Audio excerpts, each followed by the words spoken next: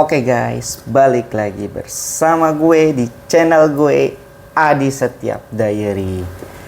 Oke teman-teman, gimana kabarnya teman-teman? Semoga kabarnya sehat-sehat aja ya teman-teman. Oke teman-teman, jadi kali ini gue mau sharing-sharing aja nih ke teman-teman, berbagi pengalaman aja ya terkait pelihara kura-kura darat, terutama itu kura-kura sulcata dan leopard pardalis ya teman-teman. Jadi sebenarnya sih untuk pelihara dua jenis kura-kura ini ya, itu perlakuannya itu hampir sama ya teman-teman. Jadi setiap pagi itu direndam, terus dijemur, kena sinar matahari. Nah itu bisa dilakuin setiap hari. Nah, waktunya berapa lama kira-kira? Bisa di 15 menit sampai 20 menit ataupun setengah jam. Ada tortoise keeper juga sampai setengah jam. Itu pun juga mungkin dengan perlakuan tertentu ya. Jadi nggak langsung kena sinar matahari. Mungkin sebagiannya kena sinar matahari, sebagiannya ini adem gitu, ada tutupnya ya teman-teman. Nah, terus gimana kalau misalkan kayak cuacanya hujan atau nggak ada panas, atau kalau kita sambil kerja nih kayak gua kan. Jadi teman-teman nggak usah khawatir. Nah untuk kena sinar matahari ini bisa didapetin dari lampu UVA UVB teman-teman. Jadi teman-teman juga bisa tetap ngerendam kura-kuranya, yaitu dengan cara ya kayak biasa, make ditaruh air, tapi airnya agak anget-anget kuku gitu ya teman-teman, jadi biar nggak kaget. Nah terus langsung aja dikasih lampu gitu teman-teman, jadi tetap kena sinar juga kan, dia tetap hangat juga. Jadi aman lah dari Bladderstone teman-teman. Yang penting teman-teman ini kuncinya konsisten ya teman-teman, karena banyak juga teman-teman yang pengalaman kura-kuranya mungkin jarang direndam atau nggak dijemur juga. Jadi gimana ya, ada pengalaman juga karena nggak direndam jadi dehidrasi gitu kan, karena dia mikir kura-kuranya nggak minum karena full darat ya, tapi sebenarnya ini kura-kura ini tetap butuh minum. Nah karena dengan cara dia berendam sambil dijemur, dia itu minum teman-teman. Walaupun nggak banyak ya, nggak terlalu kelihatan juga, tapi dia tetap minum di situ teman-teman. Nah terus dari cara pemberian pakan teman-teman, ketika kira-kira udah jarang nih keluar urates gitu kan, itu sebenarnya tergantung dari kitanya ya. Mungkin ada yang panik atau enggak, tapi kalau saran gue sih jangan panik teman-teman. Yang penting teman-teman tetap kasih dia pakan, kasih dia kalsium, dan juga kayak makanan-makanan lembek gitu, seperti buah pepaya atau timun teman-teman. Jadi itu bagus banget ya buat memperlancar keluarnya si urates itu. Di manusia aja bagus, gimana di hewan kan. Nah nggak usah panik teman-teman. Kadang teman-teman juga suka banyak pertanyaan, bang ini kok udah seminggu 2 minggu nggak keluar nih uratesnya nih, nggak keluar putih-putihnya, tipsnya gimana ya bang? Nah sebenarnya yang penting direndam dan dijemur aja. Terus kasih pakannya mungkin ya emang bisa ditambahin dengan kalsium, atau yang penting dengan buah-buah yang agak lunak teman-teman. Jadi ketika diproses dalam tubuhnya kan, jadi keluarnya itu nggak keras teman-teman. Jadi si batunya itu bisa hancur teman-teman, si uratesnya itu. Nah nggak usah takut teman-teman. Gue juga pernah ngalamin waktu itu, udah lama banget ya, itu emang bener keras banget, tapi dia tetap keluar karena kedorong.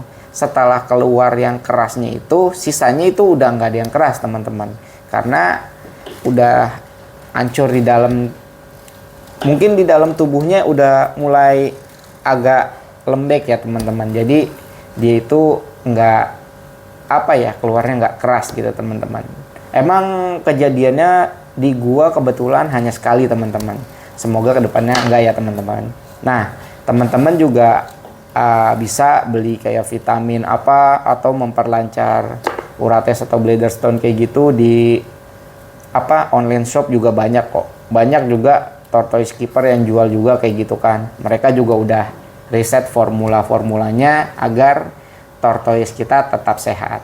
Jadi untuk teman-teman yang masih ragu nih kalau misalkan keep kura-kura darah terutama, itu nggak usah khawatir teman-teman, karena di forum juga banyak teman-teman bisa join juga, terus bisa nanya ke sellernya langsung teman-teman. Nah ini pertanyaannya sih sebenarnya paling gampang ya kalau nanya ke seller ya, karena kan sebelum membeli pasti kan kita nanya kan, ini makannya gimana, sehari berapa kali, nah terus perlakuannya gimana, apa aja sih yang harus disiapin sebelum kita pelihara kura-kura. Nah pasti nanti sellernya ngasih tahu. Jadi mungkin bisa disiapin bak kecil kalau kita pelihara dari kecil ya teman-teman. Nah terus kayak coko khas atau coko pelet juga disiapin. Nah terus hiding cave-nya juga. Nah jangan lupa teman-teman, lampu UVA UVB itu penting banget teman-teman.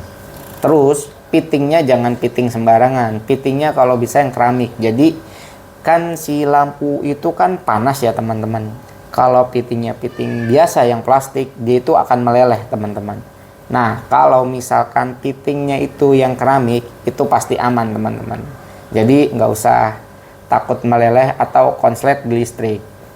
Nah untuk pertanyaan kayak gini sih seller sendiri harusnya juga udah hafal ya teman-teman, karena seller sendiri pun juga di rumahnya pasti perlakuinnya sama kayak gitu teman-teman. Jadi nggak usah khawatir teman-teman. Paling gampang itu nanya ke sellernya aja sebelum kita pelihara kura-kura darat. Apalagi kayak model yang di set gitu ya, kayak sulcata atau pardalis.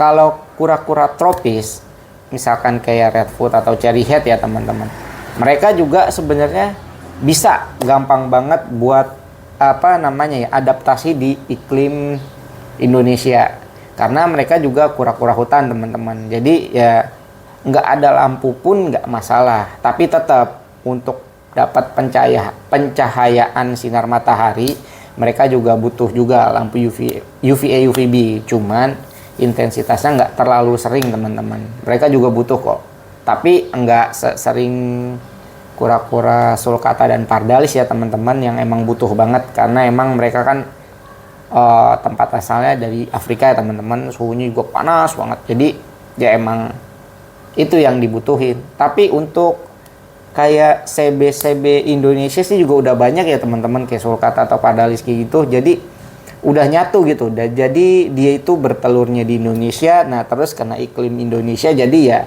kayak kura-kura tropis gitu teman-teman. Mereka jadi udah biasa, udah adaptasi gitu dengan iklim Indonesia. Nah, jadi gimana teman-teman?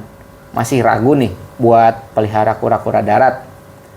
Nah, mungkin sharing gua atau berbagi pengalaman gua sampai sini dulu aja ya teman-teman. Mungkin nanti kalau ada tips lain bisa gua share lagi ke teman-teman. Oke teman-teman, terima kasih teman-teman yang udah nonton video ini, yang udah bantu buat klik tombol subscribe dan like teman-teman. Jangan lupa di share juga ya teman-teman. Oke teman-teman, gua Adi Setiap Diary pamit. See you next vlog ya, bye bye.